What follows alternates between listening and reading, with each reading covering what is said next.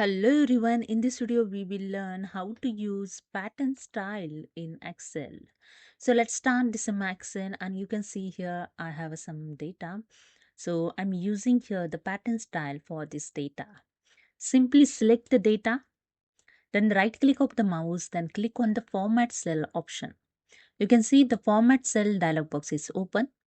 Then click on the field tab and in field tab you can see here the option pattern style.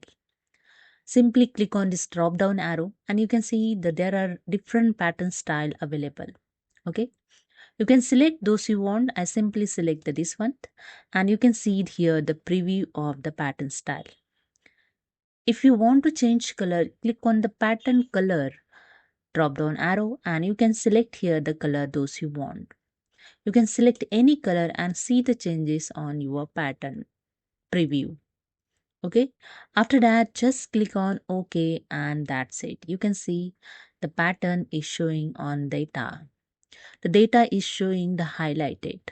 You can use this pattern style for dashboard report and you can use this pattern style for your invoice. When you print your invoice copy will show the different look. Okay, so hope you understood. If you like, please subscribe. Thank you.